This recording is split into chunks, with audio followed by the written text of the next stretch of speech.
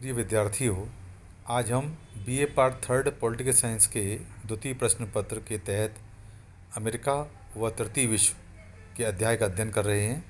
पूर्व के video lecture में हमने तृतीय विश्व की संकल्पना या अवधारणा क्या है, किसे कहते हैं, उसकी विशेषताएं क्या हैं, उनके मध्य विविधताएं क्या हैं और उनकी प्रमुख मांगें क्या रही हैं, इनकी विस्तार से चर्चा की थी। आज के इस वीडियो लेक्चर में हम तृतीय विश्व के प्रति संयुक्त राज्य अमेरिका की क्या नीति रही है, उसको हम विभिन्न बिंदुओं के तहत समझने का प्रयास करते हैं। तृतीय विश्व के प्रति अमेरिकी विदेश नीति शोषण व दमनकारी रही है। ये हम प्रारंभ से ही समझते आए हैं। अब आज हम निम्नलिखित बिंदुओं के तहत ये समझने का प्रयास करेंगे कि ये शोषण और दमनकारी किस प्रकार रही है, उसको हम स्पष्ट करते हैं। पहला बिंदु है, संयुक्त राज्य अमेरिका अपने हित और प्रभाव विस्तार के लिए हमेशा ही इन देशों के लिए प्रति प्रयत्नशील रहा है।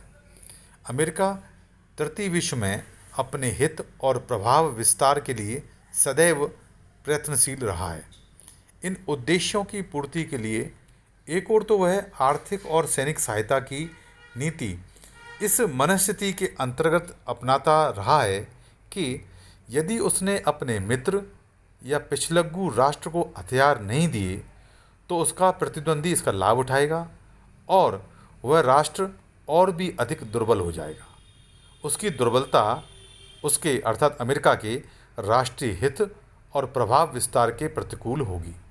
फलतः अमेरिका उसे अधिकाधिक आर्थिक व सैनिक सहायता प्रदान करता रहा है।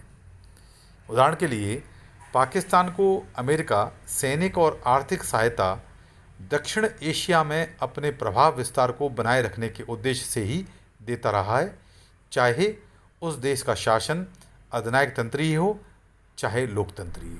तो आपने इस प्रकार देखा होगा कि अमेरिका की तृतीय विश्व के देशों के प्रति जो नीति रही है, वो सबसे पहली जो इम्पोर्टेंट नीति रही है, उसका उद्देश्य है कि वो किस प्रकार अपना प्रभाव क्षेत्र इन देशों में बढ़ाए और उस प्रभाव क्षेत्र को बढ़ाने के लिए वो समय समय पर आर्थिक और सैनिक सहायता इन देशों को देता रहा है।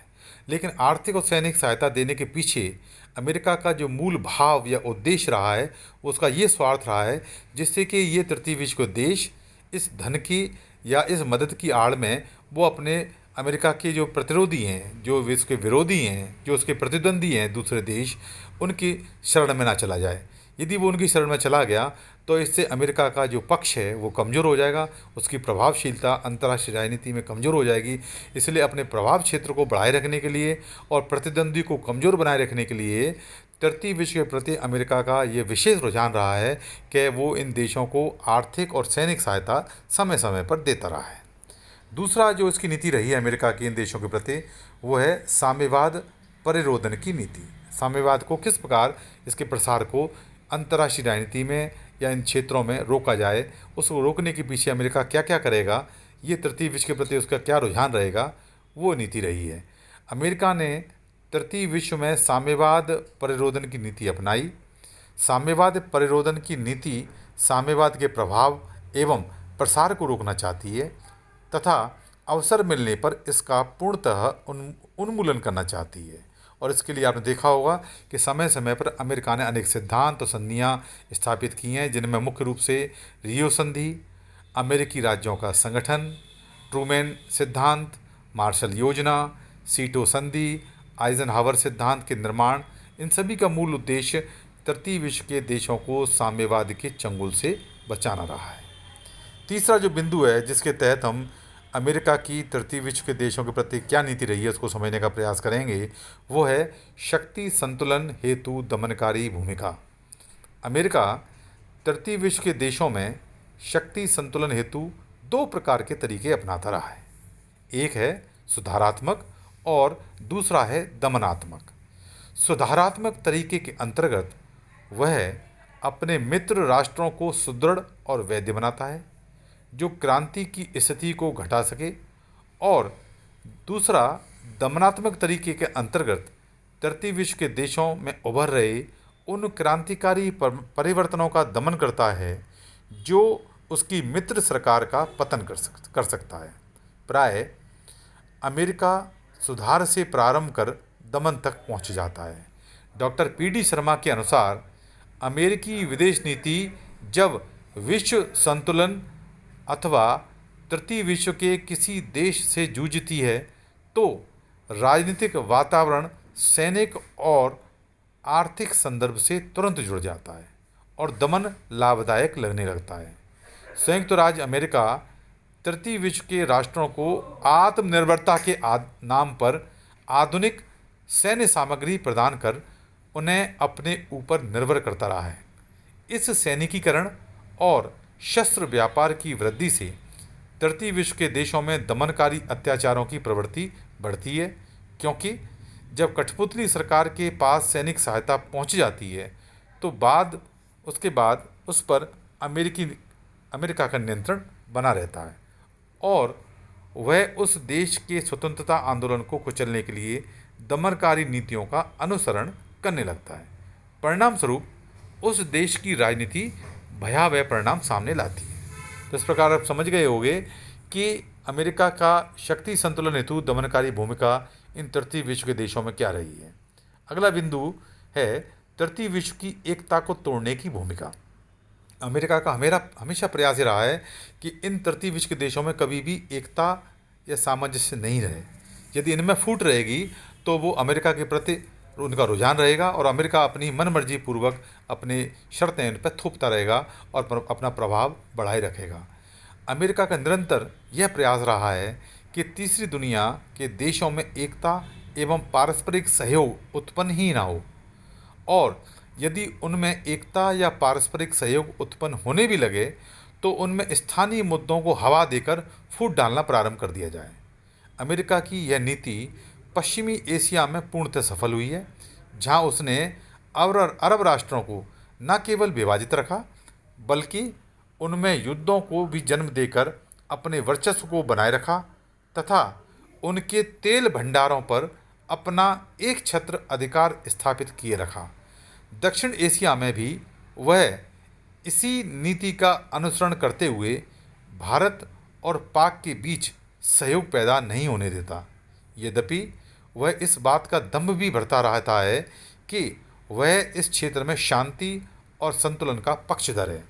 दूसरे, अमेरिका तृतीय विश्व के देशों के गुटनिरपेक्ष आंदोलन को अब अपने पिछलग्गू राष्ट्रों द्वारा अप्रासंगिक बताने का प्रयास कर रहा है ताकि आर्थिक प्रश्नों पर तृतीय विश्व के देशों में एकता उत्पन्न ही न हो। उत्तर दक्षिण संवाद या दक्षिण दक्षिण संवाद या G77 या G15 के देशों में आर्थिक सहयोग के मुद्दों पर जो भिन्नताएं पाई जाती हैं उनमें अमेरिका की महती भूमिका रही है। तीसरे बिंदु ये है कि तीसरे विश्व की एकजुटता को तोड़ने के लिए यूएनओ की एजेंसियां जैसे कि विश्व बैंक, अंतर्राष्ट्रीय मुद्रा कोष आदि का प्रयोग भी अमेरिका करता रहा है, क्योंकि इन संस्थाओं पर अमेरिका का अंततः वर्चस्व है। अगला बिंदु है सैनिक अड्डे प्राप्त करने की नीति। अमेरिका ने तीसरी दुनिया के देशों में सैनिक अड्डों तथा तेल टैंकों आदि की सुविधा प्राप्त करने की कोशिश की है। हिंद महासागर में अमेरिका के न केवल स्थायी सैनिक अड्डे हैं बल्कि उसे अनेक तटवर्ती देशों की हवाई पट्टियों और बंदरगाहों के प्रयोग की सुविधाएं भी उपलब्ध हैं। डियागो गार्सिया उसका सबसे प्रमुख बंदरगाह है। डियागो गार्सिया पर अपनी सैनिक शक्ति को सुदृढ़ करके अमेरिका एशिया और अफ्रीका के महाद्वीपों पर अपने प्रभाव को बढ़ाना चाहता है। अमेरिका को हवाई पट्टियों या बंदरगाहों की सुविधाएं मिस्र, सोमालिया, पाकिस्तान, कीनिया, ओमान आदि देशों में उपलब्ध हैं। अगला बिंदु जो अमेरिका का तृतीय विश्व नीति को स्थापित करता है वो है हस्तक्षेप की नीति। अमेरिका ने तीसरी दुनिया के देशों में हस्तक्षेप करने की नीति को अपना रखा है। इस नीति का मूल उद्देश्य उन देशों की सरकारों का तख्ता पलटना है जो अमेरिका के लिए सहायक नहीं हैं। जो सरकारें अमेरिका की खिलाफत करती हैं वे अमेरिका के लिए असहनीय हैं। 1983 में उसने ग्रेनेडा में बगावत कराई। वहीं 1983 में निकारागुआ की सरकार के विद्रोहियों को सहायता देना। वहीं 1986 में लीबिया के नेता कर्नल गद्दाफी सरकार के विरुद्ध लीबिया पर हमला करना। वहीं सीरिया के हाफिज असद को आतंकवादी ठहराना, वहीं इराक के शासक सद्दाम हुसैन को अपदस्थ करने हेतु इराक पर आक्रमण करना, ऐसे तमाम उदाहरण इतिहास में देखे जा सकते हैं। अगला बिंदु है वो है दबाव की नीति।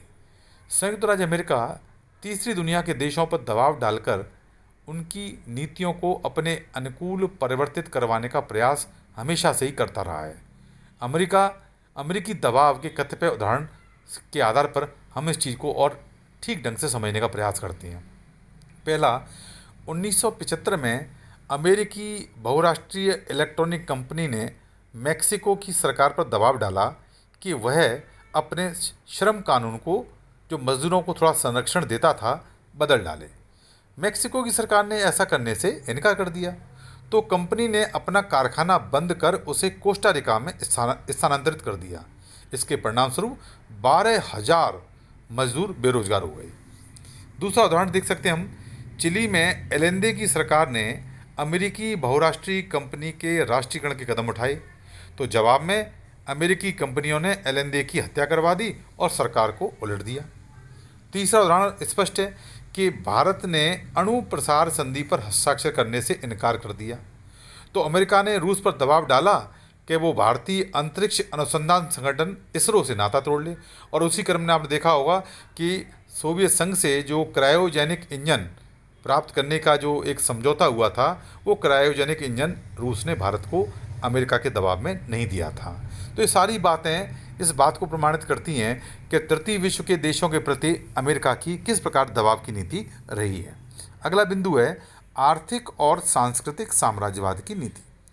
तीसरी दुनिया में बहुराष्ट्रीय निगमों के माध्यम से अमेरिका आर्थिक साम्राज्यवाद की स्थापना में प्रयत्नशील है।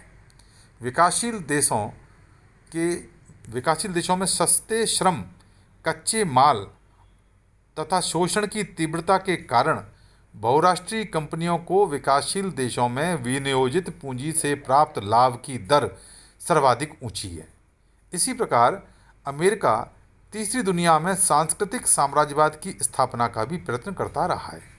अमेरिकी सभ्यता, संस्कृति और मूल्यों का प्रचार और तीसरी दुनिया के देशों के सांस्कृतिक मूल्यों को हीन बताना, ये सांस्कृतिक उपनिवेशवाद है। ऐसा कार्य भी अमेरिका शुरुआत से करता चला आ रहा है। अगला बिंदु है शस्त्र निर्यात। अमेरिका तीसरी दुनिया के देशों को हथियारों का निर्यात करता रहा है।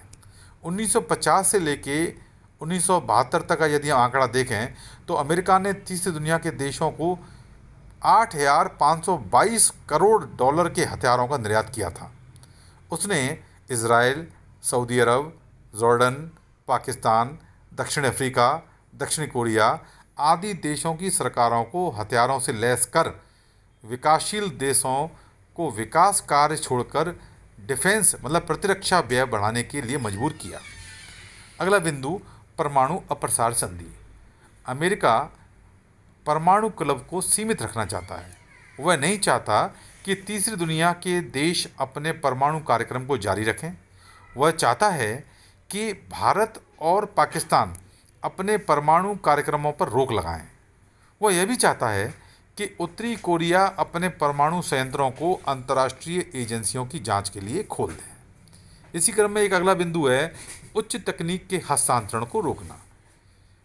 अमेरिका ये भी चाहता है कि विकासशील देशों को स्वावलंबी बनने के प्रयासों को रोकने के लिए अमेरिका ने MTCR संधि, missile technology control regime, MTCR missile technology control regime, इस संधि का सहारा लेता है।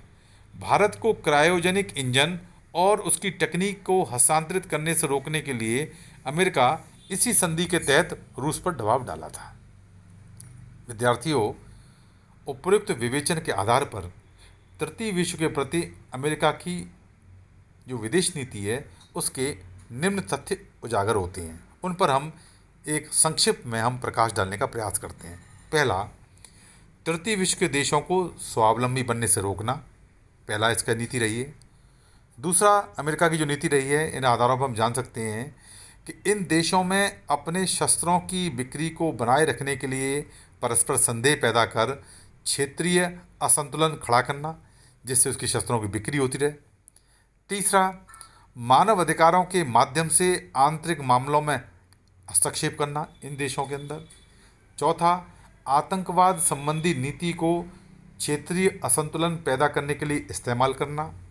पाँचवा, परमाणु अप्रसार संधि के माध्यम से इस क्षेत्र में अपना प्रभाव या अपना दबदबा बनाए रखना। और छठवां, तृतीय विश्व के देशों की एकता के प्रयासों को हर संभव असफल करना। इस प्रकार स्पष्ट है कि तृतीय विश्व के प्रति अमेरिका की जो नीति का उद्देश्य है वो उन देशों का विभिन्न तरीकों से शोषण करते रहना है। विश्व बैंक, अंतर्राष्ट्रीय मुद्रा कोष या विश्व व्यापार संगठन WTO जैसी संस्थाओं पर अमेरिका का आधिपत्य है। इन संस्थाओं के माध्यम से अमेरिका तृतीय विश्व या थर्ड वर्ल्ड के देशों पर आर्थिक नियंत्रण स्थापित करने का प्रयत्न करता रहा है। आशा है ये विषय आपको क्लियर हुआ होगा, स्पष्ट हुआ होगा कि किस प्रकार तृतीय विश्व के देशों के प्रति अमेरिका की नीति रही है और उस आधार पर अमेरिका अपनी विदेश नीति का निर्धारण किस प्रकार करता है। धन्यवाद।